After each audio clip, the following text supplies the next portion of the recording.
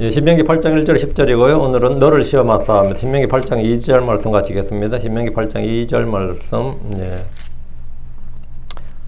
같이 읽겠습니다. 이는 너는 주 내 하나님께서 이 40년 동안 광야에서 너를 인도하신 그 모든 것을 기억할지니 이는 너를 낮추시고 너를 시험하사 내 마음에 무엇이 있는지 또 내가 그분의 명령을 지키라는지 그렇지 아니하는지 알고자 하심이라. 여기 보면 너를 낮추시고 너를 시험하사 하는 거 있죠. 요 부분요. 너를 시험하사.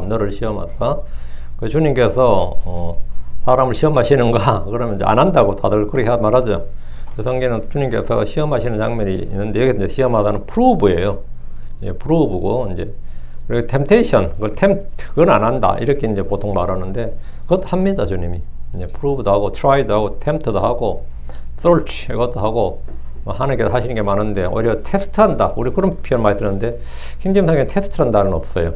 테스트한다는 말은 없고. 예, 템트 그러죠. 보고 있는데 오늘 너를 시험하사 합니다. 정말 기도하고 이제 합니다. 이때주 거룩하신 주 하나님 감사합니다. 하나님께서 은혜 베푸시고 복을 주셔서 오늘 이 말씀이 은혜로고 권리고 영감 있게 잘 선포되도록 해주시고 또 듣는 모든 오늘도 말씀 들을 때 좀 배우는 것이 있고 들을 것이 있고 깨닫는 것이 있고 또 주의 말씀을 통해서 빛과 조명을 받도록 해주시옵소서. 은혜를 많이 받도록 하시고 또 저희 속에서 말씀이 충만하게 또 자유로운 행로를 얻어서 역사할 수 있도록 그리고 주의 말씀을 통해서 저희가 새 힘을 얻고 또 강건하게 자라나도록 도와주시길 간구합니다. 아버지 주의 전날 함께 모인 성도들이 이 시간이 귀하고 복된 시간이 되도록 도와주십시오. 그리고 하나님의 말씀을 통해서 경고를 받게 하시고 또 은혜를 받도록 그리고 놀라운 복을 받도록 해주십시오. 감사드립니다. 주의 성기도합니다. 아멘. 네, 오늘 공부할 말씀은 너를 시험하사입니다. 하나님은 사람을 악으로 시험하지 않습니다. 또 아무에게도 악으로 시험받지 않습니다. 그러나 주께서 성도들이 주의 복을 지키라는지 주를 사랑하는지 그들의 마음속에 무엇이 있는지 알려 하실 때 주님은 시험하십니다. 예를 들어서 하나님께서 아브라함을 시험하셨습니다. 하나님 아브라함을 시험하셨다. 이러는데 창세기 22장 한번 보시죠. 1절 2절. 이거는 템트예요. 이건 프로브가 아니고 이거는 템테이션 할 때 우리가 유혹 시험할 때 시험 있죠. 그 시험입니다. 창세기 22장 1절 2절. 그리고 이 일들 뒤에 이런 일이 있었으니 하나님께서 아브라함을 시험하시려고 여기 하나님께서 아브라함을 시험하시려고 그에게 말씀하셨더라. 아브라함아 이에 그가 말씀드렸더라. 보소서 내가 여기 있나이다. 그리고 그분께서 말씀하셨더라. 이제 내 아들 곧 내가 사랑하는 너의 유일한 아들 이삭을 데리고 모리아 땅으로 갔어. 거기서 내가 내게 말해줄 산들 가운데 하나에서 그를 번제물로 드리라. 모리아 산이죠. 거기서 이제 번제물 드리라 했는데 우리는 여기서 하나님께서 아브라함을 시험하시려고 이 말씀을 볼 수 있습니다. 하나님 아브라함을 시험하시려고 했는데 여기서 템트 할 때 템트 여기 뭐냐면 히브리 11장 7절에 나와요. 17절에 히브리서 11장 17절 넘어왔어요. 히브리 11장 17절에서 이 시험은 뭐냐? try였다 이렇게 나와요. 이 같은 구절이거든요. tried 했다. 연단이었다 이렇게. 히브리 11장 17절 믿어보라 아브라함은 그가 단련받을 때에 나오죠. 여기 시험받을 때거든요. 그게 똑같은 이제 저건데 여기는 창세기에서는 템트라고 부분이 나왔는데 여기서는 try라고 나오거든요. 믿어보라 아브라함은 그가 단련받을 때 이삭을 바쳐드리고 약속들을 받았던 그가 그의 독생자를 바쳤느니라 이랬죠. 성도를 향한 주님의 시험은 모두 뭐냐? 단련임을 알 수 있는 거죠. 주님께서 우리를 시험한다 할 때 시험은 뭐다? 단련이다. 전능하신 하나님은 우리의 마음속 생각과 상상을 다 아시는 분입니다. 특별히 알려고 뭐 할 필요 없는 거죠. 다 아는데 우리의 머리카락 하나까지도 다 세시고 우리의 하는 행동, 뭐 발걸음까지 다 세시는 분이고 우리의 영과 영이나 마음에 그걸 다 달아보시는 분이기 때문에 이건 그 몰라서 주님이 알려고 시험하신다 그건 아니었단 말이죠. 주님 우리 생각에는 의도를 몰라서 시험하시는 것이 아니라 단련을 위해서 시험하시는 것이다. 단련을 시험하시는 것이다. 광야에서 하나님 이스라엘을 여러 차례 시험하셨습니다. 홍해를 건넌 후 이스라엘은 감사와 찬양의 날들을 보낸 것이 아닙니다. 그들은 광야에서 물이 없자 모세를 대적하여 불평하기 시작했습니다. 광야를 건넌데 물이 없다는 것은 물을 3일을 찾았는데 물을 못 찾았다요. 3일이면 한계 상황에 온 거죠. 그러니까 우리가 왜 나와가지고 이 고생하냐? 다시 이집트로 돌아가자 이런 말이 막 나오는 거죠. 군중이라는 게 그런 겁니다. 다시 돌아가자 이런 말 나오지. 그때 내가 모세였으면 갈 놈 가라 이렇게 했을 것 같아. 어느 놈 안 맞고 가는 놈 안 잡는다. 안 그랬겠어요?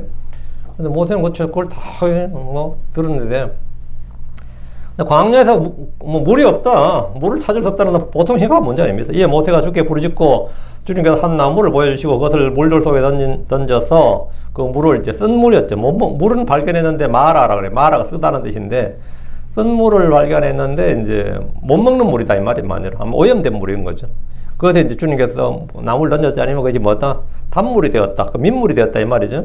주님은 한 나무를 보여주시고 그것을 물돌 속에 던져서 마라의 선물을 달게 주었습니다. 주님은 거기서 우리가 이제 스윗 할 때 우리가 달달하 완전히 스위로하다 이 말은 뭐냐면 물이 진짜 달짝지근하다 설탕물처럼 그게 달다가 아니라 신선한 물이란 뜻입니다. 민물이 솔트 하면 소금물이잖아요. 그러면 스윗워라면 우리가 말하는 샘물 있죠. 그 신선한 물 그게 스윗워라예요. 민물로 번역이 될 겁니다.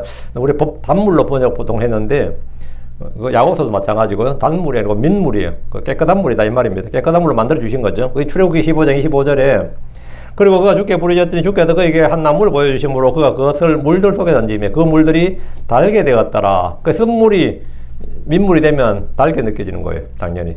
그리고 거기서 그분께서 그들을 위해 법궤와 규례를 정하시고 거기서 그분께서 그들을 시험하셨더라. 시험하셨더라. 시험하셨더라. 이 시험은 뭐냐? 단련이다 이 말입니다. 하나님은 고난이라는 환경을 통해서 우리 마음속에 있는 걸 시험하십니다. 출애굽기 16장 4절에도 그때 주께서 모세에게 말씀하셨더라. 보라 내가 너희를 위하여 하늘로부터 빵을 내리리니 백성이 날마다 나가서 정한 양을 거둘지니라. 이로써 내가 그들이 내 법 안에서 걸으려 하는지 걸으려 하지 아니하는지 그들을 시험하리라. 만날 주신 것도 뭐냐? 그들을 시험하리라. 만날 주셔서 정한 날 정한 양을 거두란 거예요. 꼭 거두는 놈이 있습니다. 그것도 정한 날 거두라 그러면 아닌 날도 안식일에도 나가서 거두는 사람이 있어요. 그게 인간이라는 게 그렇습니다. 광야 회중들은 물 문제와 더불어 빵의 주림이라는 문제가 있었습니다. 광야에서 먹을 것이 없었기 때문에 그들은 이집트에서 고기손 옆에 앉아 있었던 때와 배불리 먹던 때를 기억하며 출애굽한 일을 후회하고 불평했습니다. 차라리 이집트가 훨씬 낫지 않았느냐, 이집트가 훨씬 낫지 않았느냐. 주님 만날 주시면서 그들이 주의 법 안에서 걸으려 하는지 아니하는지 그들을 시험하셨습니다. 주님은 만날 거두어야 할 양과 거두지 말아야 할 날을 정해 주었습니다. 매우 간단한 시험이었습니다. 이것은 그들이 주의 법을 지키려 하는지 아닌지만 알고자 하신 겁니다. 백성들은 의심과 불신으로 주를 시험하고 주께서는 그들의 마음속에 있는 걸 드러내기 위해서 그들을 시험하셨습니다. 백성들이 주를 시험하는 것하고 주님이 그들을 시험하는 것은 말은 똑같은 시험이지만 전혀 다른 겁니다. 주님의 시험은 연단이고 입증하기 위한 것, 그러니까 tried and prove입니다. 연단하고 prove, 입증하기 위한 겁니다. 그러니까 사람들이 인정을 안 하거든요. 너는 나를 전혀 두려워하지 않아. 나를 존중하지 않아. 아닙니다. 그래서 시험해보면 되는 거죠. 그럼 뭐냐? 시험해보면 된다 이 말은 뭐냐? 입증해보면 된다 이 말입니다. 시험해보자 이 말은 네가 알게 해주자. 이스라엘이 우리는 하나님을 따랐습니다. 너희들 안 따랐다. 그러면 prove, 시험해보자 이거. 시험에 그게 성경에서 말한 시험이죠. 그게 prove입니다. prove는 입증하는 거죠. proof 하면 증거가 되는 거고요. 자, 본문 보겠습니다. 1절입니다. 내가 이날 내게 명령하는 모든 명령들을 너희는 지켜 행할지니 이는 너희가 살고 번성하며 주께서 너희 조상들의 맹세하신 땅에 들어가 그것을 소유하게 하려 함이라. 광야의 종에게 반복해서 주는 주의 말씀은 율법 준서입니다. 내가 이날 내게 명령하는 모든 명령들을 너희는 지켜 행할지니 그들은 광야에서 받은 율법이나 가나안 땅에서 율법을 가나안 땅에서 지켜 행해야 됩니다. 순서에 주목해야 됩니다. 이스라엘이 이집트에서 구원을 받고 광야에서 율법을 받았고 가나안에서 땅을 소유했습니다. 땅을 상속받은 거죠. 그러니까 구원은 이집트에서 받은 거죠. 구원은 이집트에서 받았고요. 신약적으로 하면 침례는 이제 홍해에서 받은 겁니다. 물과 구름 가운데서 침례를 받았고 모세에게 침례를 받았고 그다음에 광야에서 뭘 받았다? 율법을 받았어요. 광야에서 법을 받았고 그다음에 이제 가나안 땅에서는 이제 상속을 땅을 받았죠. 이집트는 속박의 땅입니다. 광야는 순례의 땅입니다. 가나안은 안식의 땅입니다. 땅의 변화죠. 땅의 변화입니다. 속박의 땅에서 순례의 땅에서 안식의 땅으로. 이건 인생 3단계예요. 원래 마찬가지고요. 속박의 삶에서 순례의 삶을 거쳐 이제 안식의 삶으로 이렇게 한 거죠.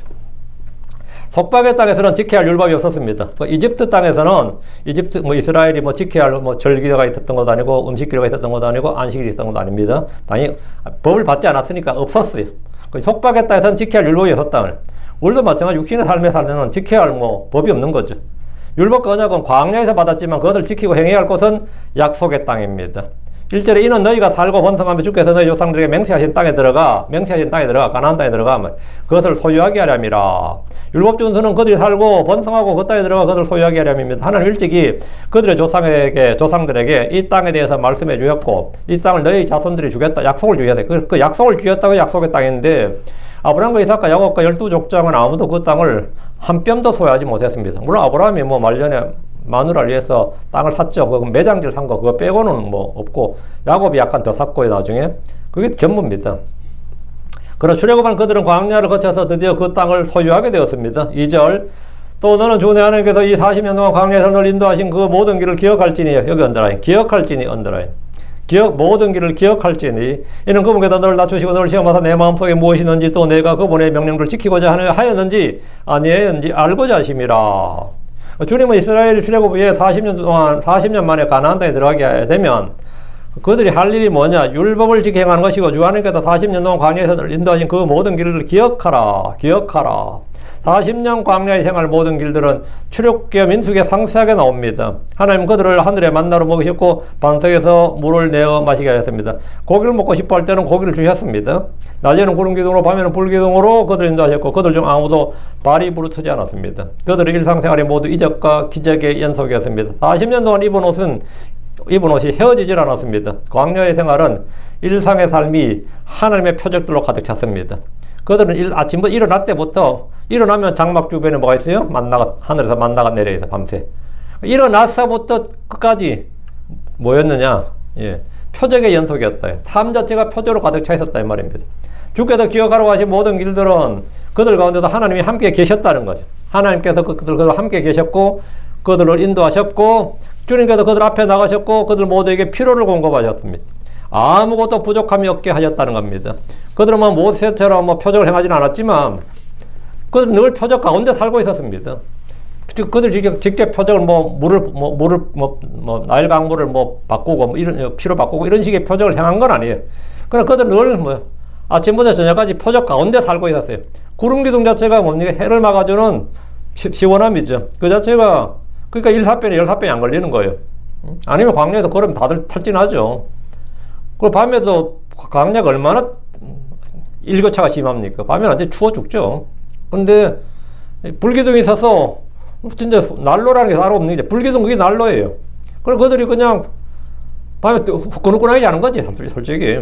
일상 삶 자체가 24시간에 그들은 하나의 표적 가운데 살았어요. 또 광야에서 너를 인도하신 그 모든 길을 기억할지니라고 하신 것은 주와 그분이 행하신 일들, 주와 그분이 행하신 일들, 그분의 말씀을 기억하라는 겁니다. 주를 잊고 주께서 행하신 일을 잊어버린 것이 타락이고 배교입니다. 내가 뭐를 막 해줬는데 그 해준 걸 전혀 하나도 기억을 못하고 있다. 이 말은 뭐죠? 그게 배은망덕하다 그러잖아요, 우리가. 그런 놈이 진짜 배은망덕한 놈이단 말이에요. 내가 별거 해준 것도 없는데도 그걸 다 기억하게 되면 네가 그 사람이 이제 은혜를 아는 사람이에요. 기억하고 못하고가 이 결정짓는 겁니다. 기억하고 못하고는. 주를 잊고 주께서 행하신 이 일을 난 잘 모르겠다. 잊어버렸다. 그게 타락이고 배교예요.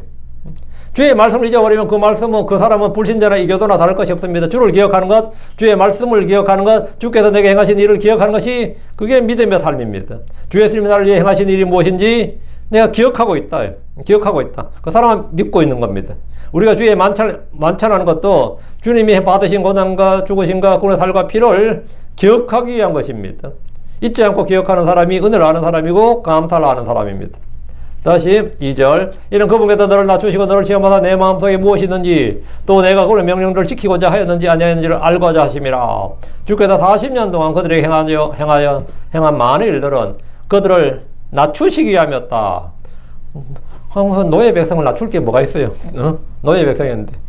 근데 노예 백성이라도 낮출 게 있는 거예요. 네. 몸이 노예 400년 노예 생활했지 마음이 노예가 아니었거든요. 근데 이렇게 노예 생활을 하면 노예 근성이 몸에 배입니다. 노예 근성이 몸에 배요. 이집트에서 노예 생활을 오래 했던 이스라엘 사람들은 노예 근성에 찌들어 있었습니다. 노예 생활이라는 것이 자립심, 독립심, 자주성 이런 게 전혀 없는 거예요. 노예 생활 자체가. 40년 동안 아무것도 없는 광야를 돌면서 그들은 주를 신뢰하는 법, 주의 명령에 순종해서 걷는 법, 주의 공급하심에 따라 사는 법을 배웠습니다. 40년은 연단과 시험의 기간으로 그들이 아무 쓸모없는 자들이고 자랑할 것이 없는 자들임을 보여 체험적으로 배우고 깨닫게 하는 시간이었습니다. 불신과 의심과 불평과 반역과 목이 고든 이스라엘을 구출하신 주님은 그들을 낮추셔야 했습니다. 우리는 스스로 겸손해야 됩니다. 교만은 패망과 멸망과 넘어짐이 앞잡이기 때문입니다. 하나님은 교만한 자를 대적하십니다. 자기를 낮추는 것이 겸손이고 주께 은혜를 받고 더 많이 받는 길입니다. 자기를 부인하는 것, 자기를 죽이는 것이 성령의 인도를 받는 삶이고 주를 높이는 것이 찬양입니다. 주께서는 광야에서 그들을 시험하셨는데 이 시험은 연단이고 입증이었습니다. 입증하는 겁니다. 우리는 흙에서 금이나 은을 캐면 그것들을 불 속에 넣어서 연단과 재련의 과정을 거침으로써 순금이나 순은을 만들어냅니다. 땅에서 석유를 캐내도 우리가 사용할 수 있는 기름이 되기까지는 수많은 정류 과정을 거칩니다. 여러분, 한국이 석유 수출 국가라는 거 아세요? 한국은 엄청난 석유 수출 국가입니다. 세계 몇 위 안에 듭니다. 석유가 나질 않는데 어떻게 석유를 수출해요? 원유를 그냥 수입하는 거죠. 원유를 수입해서 정유를 하는 겁니다. 그 한국 정유산업이라고 그래요. 그 정유산업이 이제 요즘 여러분의 여수다니 울산에 정유공장이라는 말 들어봤죠. 정유는 말 그대로 원석을 가져왔으면 그걸 가지고 정제를 하죠. 그 한국은 수입 안 나니까 전량을 수입해가지고는 정유를 해서 파는 겁니다. 근데 그 이제 완성된 그 이름을 파는 거죠. 그 용도에 따라서. 제일 좋은 기름이 항공유고, 우리가 말하는 이제 휘발유, 석유, 등유라 그러죠. 그래서 쫙 해서 제일 나쁜 이제 아스팔트 까는 이런 기름까지. 석유는 버릴 게 하나도 없어요. 아무리 못 써도 석유는 진짜 버릴 게 하나도 없습니다. 뭘 해도 할 수 있습니다. 그래서 우리는 그 이제 정유 산업이 발달해서 이제 정제된 가공유라고 하죠. 가공유를 이제 전 세계 수출하죠. 전 세계 수출하는데 수많은 정유 과정이 필요합니다. 정유 과정이 필요해요. 그러니까 이제 그건 마찬가지로 하나님께서 혼을 구원하신 후에 계속해서 연단의 과정을 거쳐서 보석으로 빚으시는 겁니다. 이 원석에서 보석이 될 때까지는 엄청난 정련, 재련, 단련의 과정이 필요한 겁니다. 이것을 성경은 뭐라고 그러냐? 주 하나님의 시험 이렇게 말해요. 주 하나님의 시험 이렇게. 주께서 그들을 낮추고 시험하셔서 그들의 마음속에 무엇이 있는지, 그들이 주의 명령들을 지키라는지 아니하였는지를 알려 하셨습니다. 하나님 우리 마음속에 무엇이 있는지 다 아시는 분입니다. 그러나 우리는 다 알지 못합니다. 하나님은 우리를 다 아시는데 우리는 다 알지 못합니다. 우리는 또 잘못하는 것도 많습니다. 자기가 자기에 대해서 잘못하는 거 굉장히 많아요. 난 그런 사람이 아닌데 개뿔 해봐. 그런 사람이 아닌지. 응? 난 그렇게 악한 사람 아니에요. 악한 사람 맞죠. 난 그렇게 부패한 사람 아니에요. 부패한 사람 맞습니다. 내가 그렇게 비열한 사람은 아니다. 나도 어떤 교양과 상식을 갖춘 사람입니다. 나도 배울 만큼 배운 사람입니다. 그 암짝 쓰는 건 엉뚱한 소리고, 그거 암짝도 아는 거거든요. 그 자기를 잘못 알고 있단 말이죠. 그래서 주님은 시험을 통해서 우리 속에 무엇이 있는지를 드러내 주시고 알려주십니다. 킹제임성경에서 시험한다고 할 때 사용된 단어가 tempt, try, prove, examine, search. 이게 뭐다 이제 나를 시험하사, search me 하면 나를 찾아보사 하거든요. 한국말이 어려우니까 개혁보다 전부 다 나를 시험하소서 이렇게 번역한 겁니다.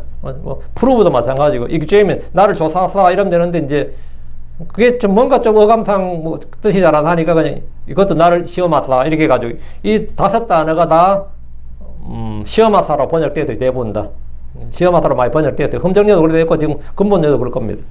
주님이 보신다는 것은 나로 하여금 보게 하고 알게 하고 인정하게 하신다는 말입니다. 시편 139편 23절 24절에 나를 살피소서, 여기 나를 살피소서 있거든. 이게 썰치미입니다. 나를 살피소서 하나님이시여 내 마음을 아소서, 나를 시험하사 내 생각들을 아시옵소서, 또 내 안에 어떤 사악한 길이 있는지 보소서, 그리고 나를 영존한 길로 인도하시옵소서. 그 나를 살피소서, 나를 시험하사, 나를 시험하사. 그러니까 이제 시편 기자도 주님이 나를 살피시고 나를 시험하라 이 말이에요. 나를 시험하라. 주께서 몰라서 시험하신 것이 아닙니다. 하나님이 아는 것을 내가 알 수 있도록 하는 것이 시험입니다. 그래야 내 안에 있는 것들을 제거하기 위한 주님의 손길을 수용할 수 있기 때문입니다.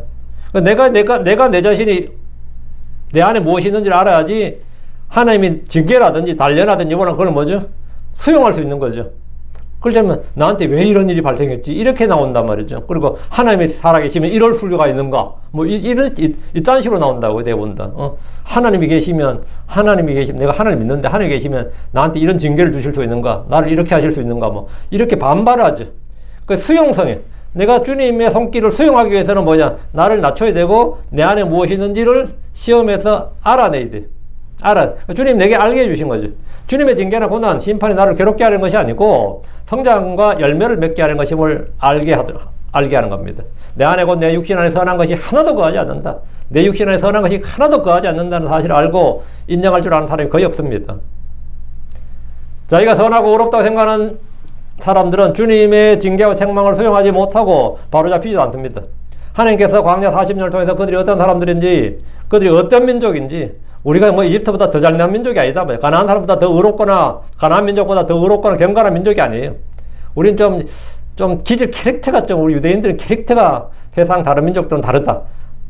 다르지. 훨씬 더 악하지. 훨씬 더 완악하고. 근데 그들은, 근데 선민의식에 사로잡혀가지고, 뭐, 우리 뭐 다 우월의식을 늘 가지고 있는 거예요. 우월의식을. 교회들도 보면요. 한국에서는 장로교들이 장로교는 다른 교파는 아예 별 인정도 안 해요. 제가 그 장로교, 그 신학교 우리 교회가 2층 있었잖아요. 그 총장이 나보고, 장로교를 왜 하냐고, 침례교를 왜 하냐고, 장로교를 왜 하지, 이러는 거예요. 근데 우리 침례교 사람들한테, 한국의 침례, 뭐 기독교 침례교는 침례교 있죠. 침례교 사람들은 장로교를 교회로 생각 안 합니다. 근데 그 이단들 있죠. 걔들은 일반 교회는 기성교회라서 인정도 안 해요. 킹잼성에 쓰는 교회들은 그 다 싸그리 몰아보, 그건 교회로 생각 안 합니다. 응? 교회로 생각 자체도 안 해요. 응? 그게 뭐 교회냐, 이런 식이라. 전부 다 뭐가 있는 거죠? 우월의식이 있어. 그 한 줌도 안 되는 뭔데도 약간 우월의식이 있어요. 약간 우월의식이 있거든요. 킹잼성경 쓰는 쪽에서 서로가 그 약간 자기들의 우월의식이 있는데, 요거 참 만만치가 않아요. 전부 다 우리 아무것도 아니다. 이런 사람은 한 번도 못 봤습니다. 응? 아무도 못 봤어요. 그 하나님께서 광야 40년을 통해서 그들이 어떤 민족이고 그들이 어떤 사람들인지를 공개적으로 역사의 길이 남겨주었습니다. 참 얼마나 완악하고 반역하고 불순종하고 삐딱하게 나가고 진짜 멸망받아도 광야에서 그냥 멸망받아도 할 말 없는 놈들이었구나. 이거를 역사에 남겨준 게 모세오경이에요. 주께서 그들을 낮추시고 시험하지 않았으면 사람들은 특히 이스라엘은 말이에요. 자기 길이 언제나 옳은 줄로 압니다. 자기들이 언제나 옳은 줄로 알아요. 잠언 21장 2절에 사람의 모든 길이 자기 자신의 눈에는 옳으니라. 그러나 주께서는 마음들을 곰곰이 살피시느니라. 사람들이 뭐 자기 눈에는 뭐 다 자기 길이 옳다잖아요. 응? 내가 뭐 이런지. 자기 눈은 옳다고 자기 눈에는. 하나님의 시험은 사람들이 자기를 알게 하고 주 앞에서 자기를 낮추고 주를 두려워하게 합니다. 3절. 또 그분께서 너를 낮추시며 너를 줄이게 하셨고 너도 알지 못하며 내 조상들도 알지 못하는 만나로 너를 먹이셨나니 이는 사람이 빵으로 사는 것이 아니요 사람이 주의 입에서 나오는 모든 말씀으로 사는 줄을 너로 알게 하려 하시면느니라. 그분께서 너를 낮추시며 이 말씀대로 출애굽한 이스라엘은 광야에서 한없이 낮아졌습니다. 광야는 인간의 존엄성이나 영광이나 지위나 힘이나 학력이나 신분 등 모든 것을 아무것도 아닌 것으로 만들어버린 것입니다. 아무것도 아닌 것으로. 내가 가진 모든 것이, 그렇죠. 예를 들어 뭐 중부지방에 토네이도가 오면 그 토네이도 앞에 선 사람은 내가 뭐 몇십 년 앞에 있어서 토네이도 앞에서 그냥 살려주세요 밖에 할 거 없어요. 하나님 살려주세요 밖에 아무것도 없고, 헤일이 벌어지면 헤일 그 앞에 있던 사람들에게는 뭐 사회적 지위나 이런 건 아무 의미가 없어요. 그걸 막아줄 방패가 아닙니다. 지진이 났을 때 마찬가지고, 뭐 불 났을 때도 불 속에 있는 사람들이 뭐 사회적 지위나 내가 정치 권력자든 군사적 권력자든 사회에서 얼마나 인기 있든 명망 있는 사람들, 그거는 불 속에서는 아무것도 아니에요. 그냥 불에서 나오는 거 빼고는 아무 생각할 게 없습니다. 그죠? 바다에서 풍랑치는 배 있는데, 살아나오는 거 빼고 거기서 뭐가 있어요? 헤엄칠 수 있는 거, 그게 제일 나은 거지. 근데 광야에서, 물이 떨어진 광야에서, 빵이 없는 광야에서 며칠 내가 헤매고 있는 중에서는, 여러분이 한번 생각해 보세요. 길을 잃었어, 광야에서. 그럼 어떻게 할 것 같아요? 응? 내가 세상에서 태생이니, 지위니, 신분이니, 학력이니, 돈을 얼마나 갖고 있든지, 그건 아무 의미가 없습니다. 오직 지나가서 헬기라도 나를 발견해서 건져주는 것 빼고는, 아무것도 없는 거죠. 광야 40년 생활하면 인간은 진짜 아무것도 아닌 걸 알게 돼요. 거기서는 모두가 똑같은 음식을 먹었습니다. 똑같은 장소에서 똑같은 장막에 누워 잠을 잤습니다. 모세나 아론이라도 더 좋은 음식이나 더 좋은 집을 갖지 못했습니다. 광야 40년 동안 이스라엘은 말이죠.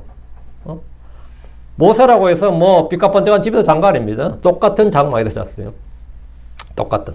아침에 먹는 음식 똑같은 만납니다. 다 평등이야. 이거는 이제 완전한 평등이에요, 이거는. 완전. 아무도 더 좋은 음식이나 더 좋은 집을 갖지 못했고, 아무도 더 나은 삶이라는 것을 살지 못했습니다. 아무도 더 못한 삶이라는 것도 없었어요. 군대에 입사한 훈련병이나 교도소에 들어간 죄수나 병실에 입원한 환자들 한번 보십시오. 모두 같은 음식을 먹고 같은 옷을 입고 같은 침상에서 잠을 잡니다. 그래도 이 세상이라는 곳은 돈 있고 힘 있는 사람들은 어디서나 좀 서비스를 받을 수 있어요. 같은 환자라도 그래도 VIP 병실에 있으면 좀 낫잖아요. VIP 병실이 좀 낫죠. 그럼 모든 사람을 완전하게 갖게 만드는 것이 하나 있는데 그건 죽음입니다. 죽음이에요. 출애굽은 이스라엘에게 광야는 그들을 완전히 낮추어 버렸습니다. 뭐 인간의 존엄이니 인권이니 뭐 그런 게 따질 게 없었습니다. 광야교회 회중들은 광야에서 자신들의 지혜와 힘이 아무 소용없는 세월을 보냈고 인간의 무능과 무가치를 절감하는 시간을 보냈습니다.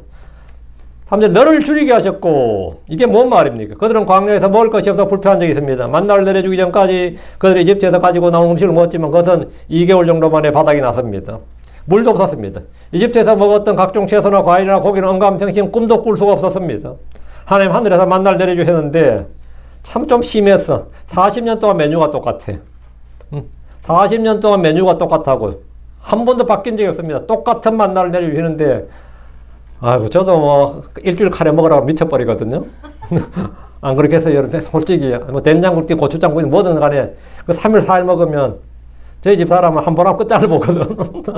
요즘 좀 덜한데요. 그러면 이제 늘긴 해. 계속 똑같은 계속 하면. 근데 40년간 똑같은 건 내놔요. 우리도 뭐 가끔 그러지 뭐 밥이 물리냐 그러면서 계속 밥이 뭐 평생 먹어도 밥은 평생 먹는 거니까. 근데 이 40년간 하나님이 똑같은 만나를 그냥 내려주신 거예요. 메뉴가 바뀐 적이 없습니다. 주님께서 뭐 국을 내놓든지 뭐 좀 다른 맛을, 색다른 맛이라도 좀 주시면 일주일에 한 번이라도, 그죠? 뭐 특식이라도 주시던가. 근데 맨날 똑같은 걸 내리네. 그러니까 먹으면서도 뭔가 줄임을 느낄 것은 뭐 자명한 일입니다. 사람 충분히 배가 불러도 먹고 싶은 것을 먹지 못하면 줄인 느낌입니다. 먹기는 먹는데 약간 허기진 느낌. 내가 배가 부른데도 약간 줄인 느낌. 그건 뭐냐면 먹고 싶은 걸 못 먹었을 때예요. 먹고 싶은 걸 못 먹었을 때, 아니 내 몸이 당기는데 그게 안 들어왔어. 그러니까 몸은 뭘 느끼냐? 결핍을 느낍니다. 그걸 다른 말로 금단정세라 그래요. 우리가 뭐 담배 피우던 사람이 안 피우면 힘든다 그런 거죠. 그게 뭐냐? 들어와야 될 걸 안 들어오면 이게 몸을 어떻게 의식하냐면 필수 영양소가 안 들어온 걸로 인식을 해요. 내가. 그럼 그걸 금단정세라 그래요. 알코올도 마찬가지입니다. 마약도 마찬가지. 그게 이제 심한 약품들이 있어요. 마약은 심해가지고 이거 없으면 나 죽는다. 이렇게 막 몸이 의식하게 하는 거지. 그럼 그걸 이제 사실 안 들어도 아무런 몸에 지장이 없는데 몸이 내가 그렇게 의식을 해죠. 그걸 이제 금단정세라 그러는데 한국 사람들은 뭐 뜨끈한 국물에 뭐 이것저것 얼큰한 뭐가 안 들어오면 어때죠? 계속 일주일에 한 달 햄버거 먹여버려. 그러면 배가 불러. 금단정세 느끼 안 느껴? 아이, 뜨뜻한 국물이 느껴 막 그립지. 그립다. 그게 금단정세인데 그러면 광야에서 이스라엘 백성들이 이집트에서 먹었던 금단정세를 느끼겠어요? 안 느끼겠어요? 당연히 느끼죠. 그럼 줄여 안 줄여? 줄이죠. 줄이죠 당연히. 그러니까 충분히 배가 불러도 먹고 싶은 걸 먹지 못하면 줄인 느낌입니다. 줄인 느낌이에요. 한국 남자들이 군대 이야기를 자주 하는데 군대라는 것은 아무리 먹어도 배고프고 아무리 자도 잠이 부족한 곳이라 그럽니다. 아무리 끼어 입어도 춥다 그래요. 영양급식을 해서 식단을 짜서 충분히 먹을 것을 준다고 하는데도 먹고 싶은 걸 먹지 못하는 사람들이 허기를 느낍니다. 광야 이스라엘은 40년 동안 하나님이 실시한 강제 다이어트로 이 40년 동안 강제 다이어트를 한 거예요. 강제 다이어트로 40년을 하면 어떻게 되냐면 입맛과 체질이 바뀝니다. 40년 해버리면 한두 달이 아니라 40년 이렇게 먹어버리면 입맛과 체질이 바뀌어요. 그들은 40년 동안 이집트에서 생긴 강하고 자극적인 맛의 음식을 먹지 못했고 부자한 점생들로 된 육류를 전혀 섭취하지 못했습니다. 당연히 생선도 먹지 못했고 그러면 강제 다이어트를 하면 이제 몸이 뭐가 되는 청정 몸이 되는 거지. 청정 몸이 되면 주님께서 이제 율법에 명한 뭐 되죠? 율법이 명한 다이어트를 할 수 있는 거예요. 율법이 명한 정결한 음식과 부자한 음식을 갈라서 먹게 할 수 있는 거지. 그렇지 않으면 그게 안 되는 거죠. 중국의 무슬림을 막은 게 두 가지라 그래요. 무슬림이 중국으로 쫙 들어올 때 그냥 놔뒀으면 중국 최소한 5억, 6억 무슬림 됐다 그러죠. 아니면 중국 전체가 무슬림 국가 될 수도 있는데 그걸 막은 게 공산주의야, 첫째는. 정치적으로 공산주의야. 공산주의 종교를 안 하니까 딱 막아버린 거고. 두 번째가 중국 민간에 왜 안 퍼졌느냐? 예, 돼지고기였습니다. 중국은 돼지고기를 먹어야 되는데 무슬림이 돼지고기를 그만해? 나 안 믿어. 돼지고기를 못 먹게 하는데 우리가 어떻게 살아? 돼지고기를 못 먹는데 돼지고기를 못 먹는 종교를 우리가 어떻게 하냐고. 응? 돼지고기만 먹게 허락해서도 중국 민간은 그냥 무슬림을 정복됐다 그래요. 응? 돼지고기만 먹게 해서도. 그래 하나님께서 이스라엘에게 율법에 대한 음식을 먹게 하고 먹을 거 못 먹을 걸 딱 해가 지킬 수 있는 것 어떻게 해야 되냐? 강제 다이어트를 한 40년 하면 그거 되는 거죠. 그들 이집트의 곡창지대에서 나던 각종 음식물을 전혀 먹지 못했지만 영양실조로 병들 걸어 죽은 사람은 아무도 없었습니다. 주님은 40년 동안 그들에게 만나를 주셨습니다. 그러다 너도 알지 못하면 내 조상들도 알지 못하던 만나로 너를 먹이었나니, 만나는 천사들의 음식으로 광야에서 이스라엘이 처음 먹었던 겁니다. 주께서 그들에게 만나를 줘 먹게 하셨던 목적은 뭐냐, 이유는 뭐냐? 3절 후반부, 이는 사람이 빵으로만 사는 것이 아니요 사람이 주의 입에서 나오는 모든 말씀으로 사는 줄을 너로 알게 하려 하시면느니라.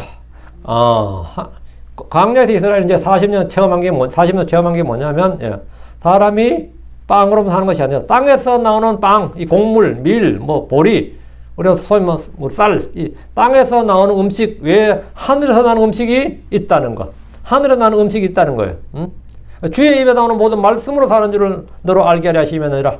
광야에서 이스라엘이 배워야 할 첫 번째 교훈이 뭐냐면, 그 생존 법칙이 사람이 빵으로만 사는 것이 아니라 주의 입에서 나오는 모든 말씀으로 사는 줄을 아는 겁니다.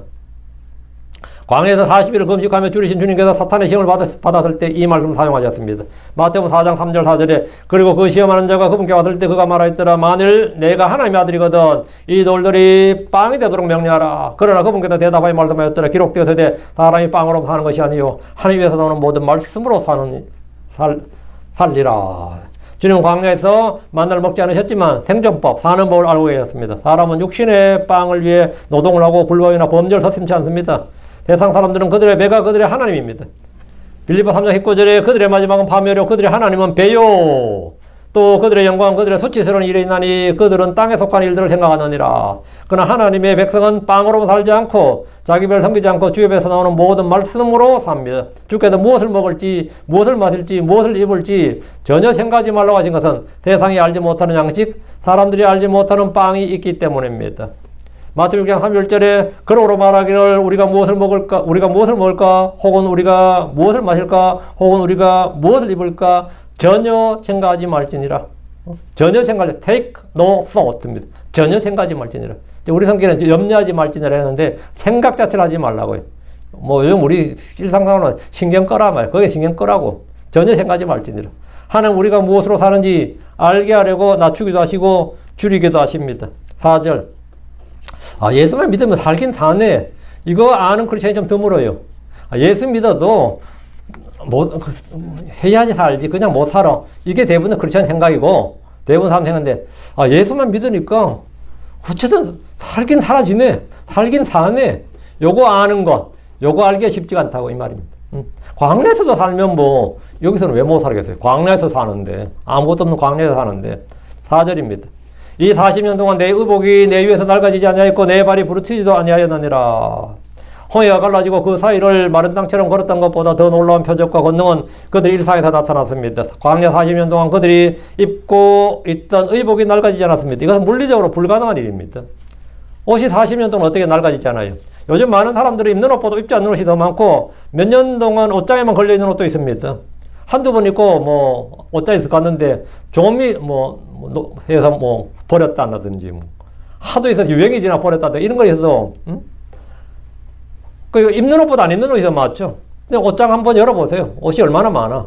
그런데 다 열어보고 하는 소리가 다 뭡니까? 입을 만한 옷이 없네 그러잖아요. 옷은 많은데 입을 만한 옷이 없잖아. 그럼 또 사야 되는 거예요. 매일 입는 옷은 금방 낡고 헤어집니다. 그런데 이들의 옷이 40년간 낡아지지 않았고 매일 행진해도 발이 부르트지 않았습니다. 행군을 하는 젊은 군인들도 가장 고통스러운 것이 발이 부르트는 겁니다. 이스라엘 회중들은 어린아이들, 여자들, 노약자들도 많았습니다. 그럼에도 그들 중에 아무도 발이 부르터서 행군하지 못하는 사람이 없었습니다. 주님 일상에서 우리를 돕는 가장 큰 이적과 표적과 권능은 일상에서 우리를 돕는 은혜입니다. 일상에서 우리를 돕는 은혜. 5절입니다. 또 너는 내 마음속에 깊이 생각할지니 사람이 자기 아들을 징계하듯 주 내 하나님께서 너를 징계하시느니라. 깊이 생각할지니 이 부분. 아까는 기억하라 였죠. 다음에 중요한 거 깊이 생각할지니. 이스라엘 중에 주의 명령과 법을 지키고 행하려면 법을 지키고 행하는 것보다 앞서 필요한 게 뭐냐? 더 중요한 게 마음속에 깊이 생각하는 겁니다. 마음속에 깊이 생각해야 행위가 나오는 거죠. 생각이 행위보다 앞서는 거죠. 주를 깊이 생각하고 주의 말씀을 깊이 생각하고 주께서 행하신 일들을 깊이 생각해야 주의 명령과 주의 법들을 지킬 수가 있습니다. 행위보다 더 앞서는 것이 마음속 생각입니다. 우리가 무엇을 생각하는지에 따라서 우리의 어떠함이 결정됩니다. 하나님은 이스라엘이 주의 법을 지켜 행할 수 있도록 내 마음속에 무엇을 생각해야 되는지를 말씀해 주었습니다. 우리는 죄인들이 자기를 대적하여 이처럼 거역한 것을 견뎌내신 분을 깊이 생각해야 됩니다. 주를 깊이 생각하면 생각 속에서 지치고 기진하지 않습니다. 주의 말씀을 생각하면 깨달음을 주십니다.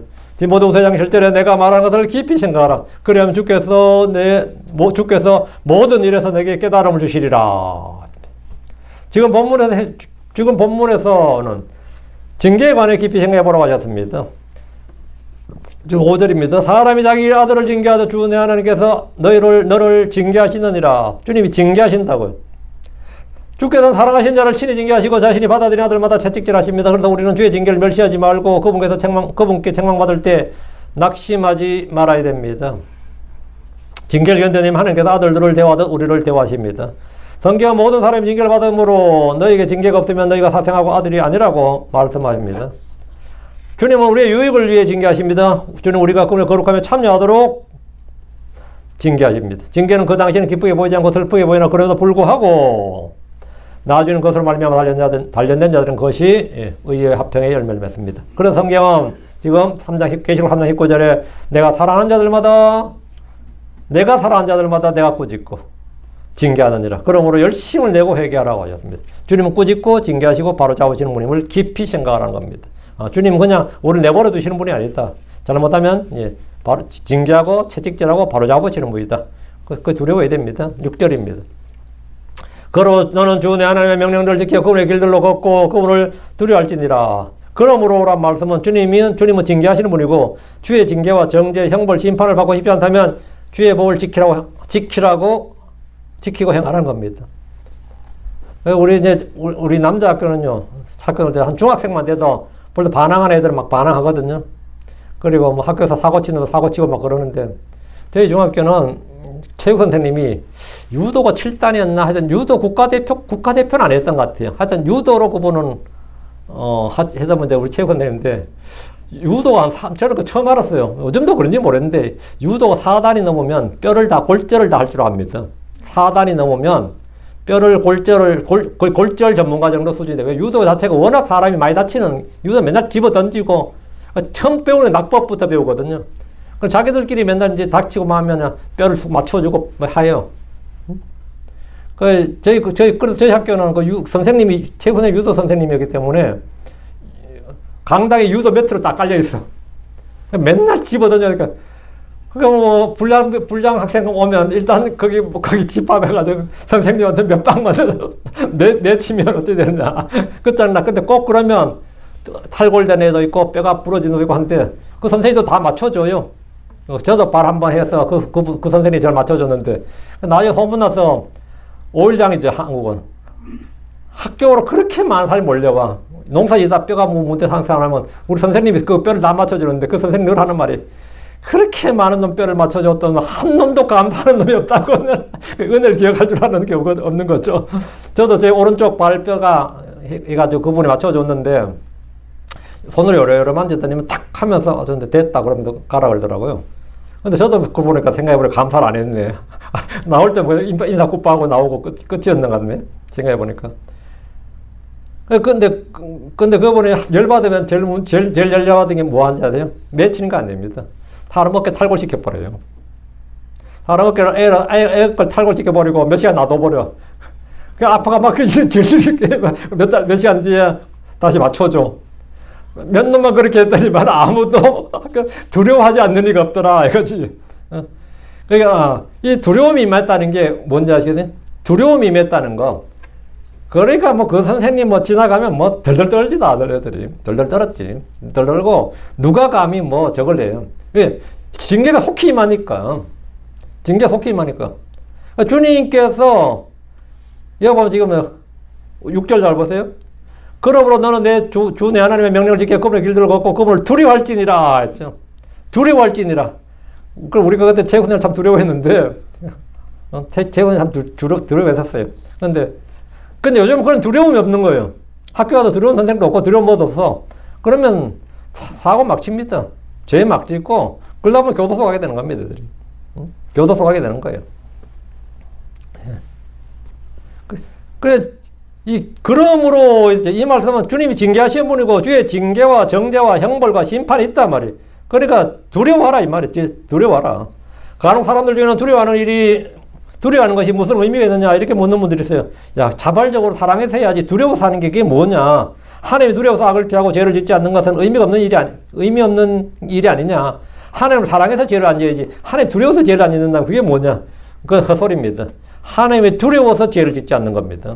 하나님을 사랑해서 죄를 짓지 않는 게, 하나님이 두려워서 죄를 짓지 않는 것은 의미 없는 일이 아니라 굉장히 귀한 일입니다. 주의 두려우시로 인해서 선을 행하고 의를 행하는 것은 무가치한 일이 아니고 복된 일입니다. 주와 주의 말씀을 두려워하지 않는다는 것은 주 하나님을 무시하는 것이고 자기가 주님보다 위에 있음을 드러내는 교만입니다. 법이나 공권력을 전혀 두려워하지 않는 사람들이 범법과 불법을 쉽게 자행합니다. 무법천지가 되면 어떤 사람도 법의 무서움을 모릅니다.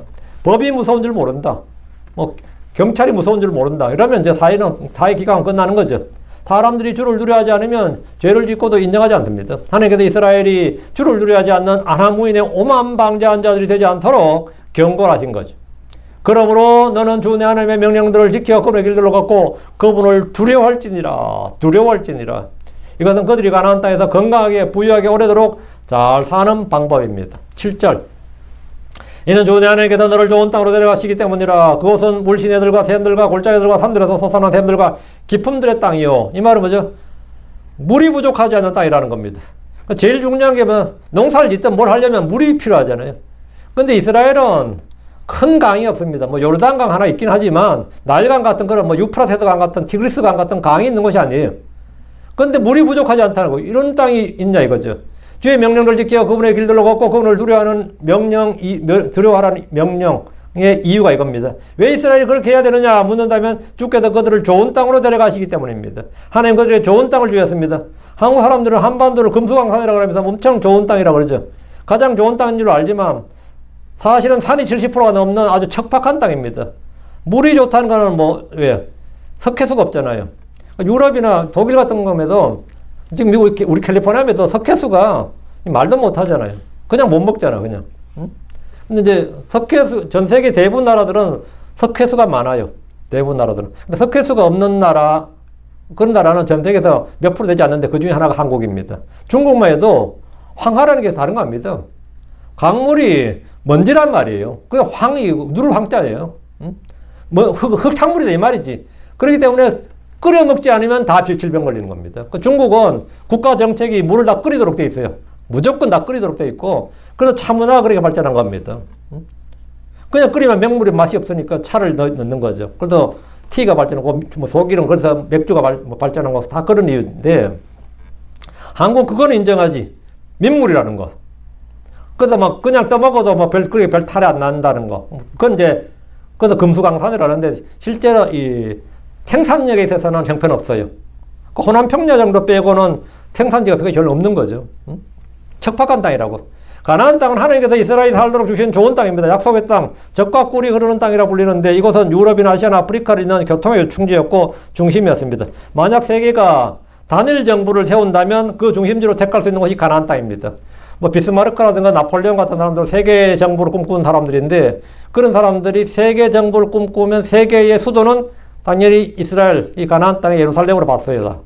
그들의 그 세계 건설, 이 세계 정부, 단일 정부를 꿈꾸는 사람들이 항상 생각하는 게 여기가 3개 대륙의 요충지이기 때문입니다. 주님은 그곳으로 이스라엘 데려가셨습니다. 그곳은 물시내들과 샘들과 골짜기들과 산들에서 솟아나는 샘들과 깊음들의 땅입니다. 중동의 사막지역으로 불리는 이 땅은 이집트와 달리 물이 많은 땅이었습니다. 다른 나라들은 물이 없는데 이스라엘은 뭐든 물이 많은 땅이라는 거지. 그럼 식수 문제가 일단 없죠. 식수 문제가 없다고요. 다음 뭐가 없는 거죠? 용수 문제가 없는 거죠. 농업 용수, 산업 용수, 용수 문제가 없다. 그러니까 농작물이나 소나 양떼를 지는데 아무런 문제가 없고 농사 짓는데 아니면 뭘 하는데 문제가 없다. 그럼 그건 제일 좋은 땅이죠.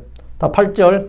밀과 보리들과 포도들과 무화과 나무들과 석류들의 땅이며 올리브 기름과 꿀의 땅이니라. 가나안 땅은 농작물이 풍부하다. 그러면 그 제일 좋은 땅인 거죠. 밀과 보리들과 포도들과 무화과 나무들과 석류들의 땅이란 말은 이런 것들이 그 땅에서 풍부하게 났다는 말입니다. 올리브 기름과 꿀의 땅이란 말은 그 땅이 얼마나 풍부한지 좋은 땅인지를 말해주는 거고. 이래서 이스라엘은 식량 문제가 없는 땅 이래 된 거죠. 식량 문제가 없는 땅 이 말은 뭐냐? 자급자족이 가능하다는 겁니다. 외국에서 농산물을 수입하지 않아야 된다고. 한국 같은 경우는 지금 쌀 외에는 다 수입합니다. 쌀은 남아 돌고 지금 현재 쌀은 남아 돌고 쌀 외에는 다 수입해요. 야, 쌀나무도 온다는 것도 참 놀라운 일이지. 저희 학교 다닐 때에도 혼분식이라 그래가지고요. 쌀밥 해오면 큰일 나고 무조건 버리면 그 학교 선생님이 다 검사했습니다. 응? 분식 먹으라고 막 혼식 분식이었어요. 그 혼분식이라고 그랬지. 그 쌀이 부족했기 때문에 쌀로 술을 담으면 그건 현행법 위반이었어요. 쌀로 나의 술을 못 담았습니다. 응? 그랬던 나라가 지금 뭐 쌀이 남아 돌아서 지금 뭐 처치고 올라가는 그런 시기 된 거죠. 9절입니다. 그곳은 내가 부족함이 없이 빵을 먹을 땅이요. 식량 부족이 없다 이 말이죠.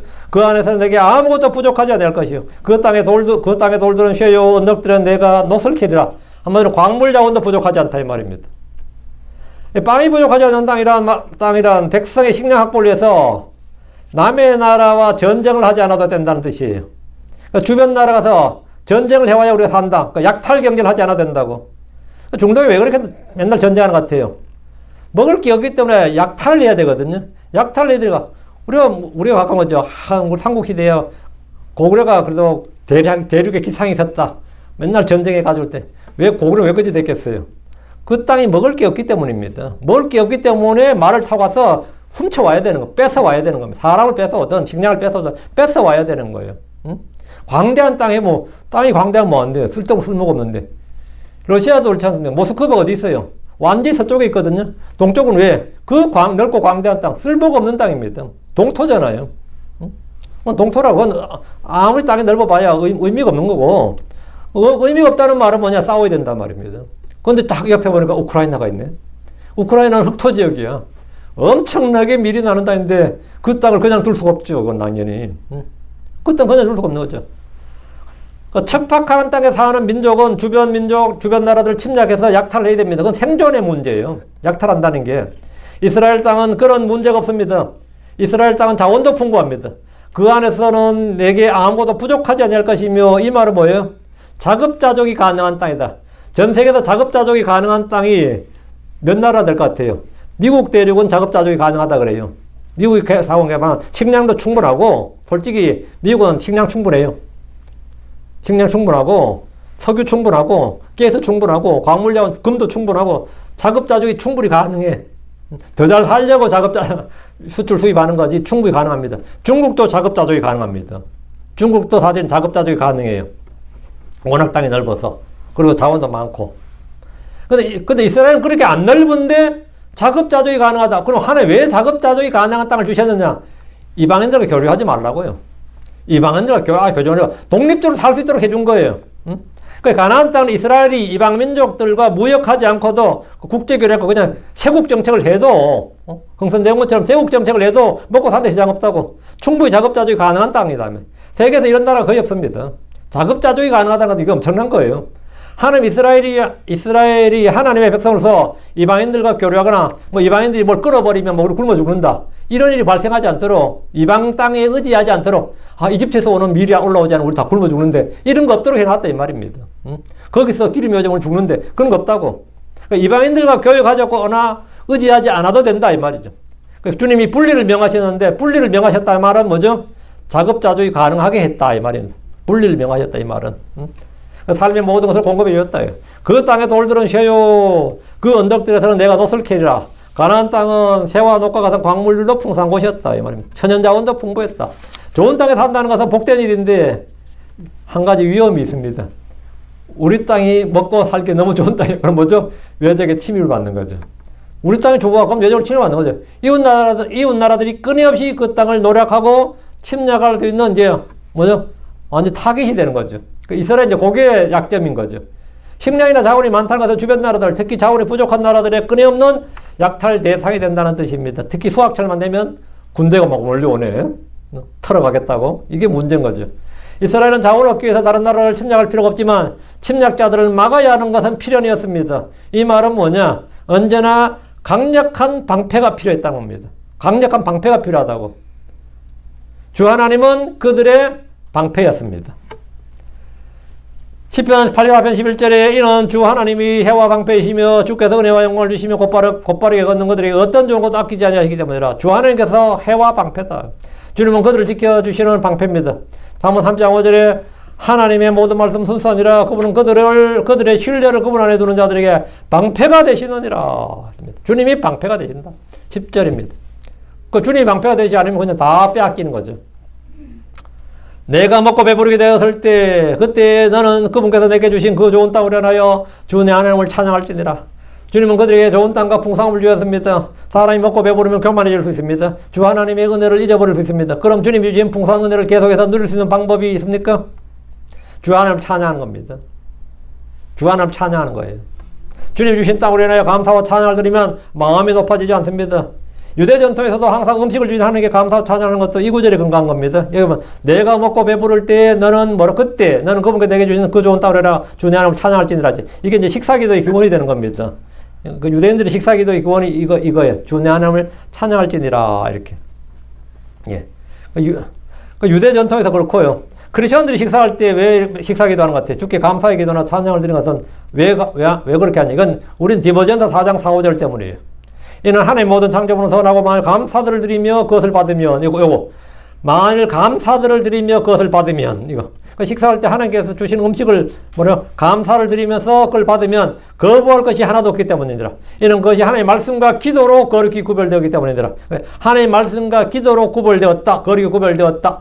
그래서 이제 식사기도를 할 때 이제 기도하는데 두 가지입니다.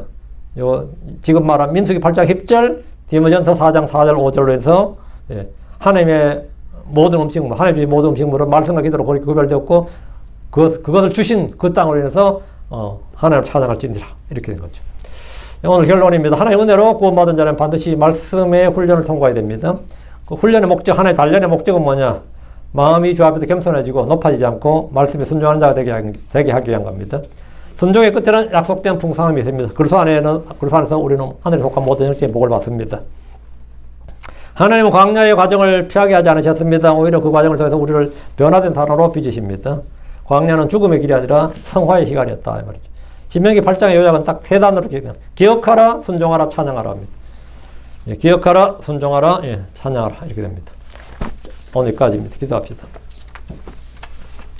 위대하고 거룩한 주 하나님 감사합니다. 하나님께서 선해 주셔서 주신 말씀을 선포했사오니 선포된 모든 말씀들이 성도들에게 잘 전달되게 하시고 듣는 모든 분들도 말씀을 흘려듣지 않게 하시고 마음에 잘 간직하게 하시며 믿음과 잘 결합하도록 하셔서 풍성히 그 말씀이 마음속에 거하게 해주시옵소서. 그리하여 모든 성도들이 말씀을 통해서 새 생명 또 새로움을 얻게 해주시고 혼이 새로워지고 마음이 새로워지고 생각이 새로워지고 참 모든 것이 새로워지게 하여 주시고 아버지 하나님 또 주의 기름 부음이 충만해서 신선한 기름으로 충만해져서 아버지 저희가 주님을 찬양과 주님을 기뻐함과 감사함이 넘치게 해주시고 제가 우리 주 예수 그리스도의 살아있는 또 서신으로서 또 주님의 그 어떠함을 드러낼 수 있는 그런 열매들을 맺을수록 도와주시길 간구합니다. 아버지 하나님 이 자리에 있는 모든 혼들이 늘 복을 받게 하시고 주님의 은혜 가운데 거하게 해주시옵소서. 감사드립니다. 주의 성기도합니다. 아멘. 아멘.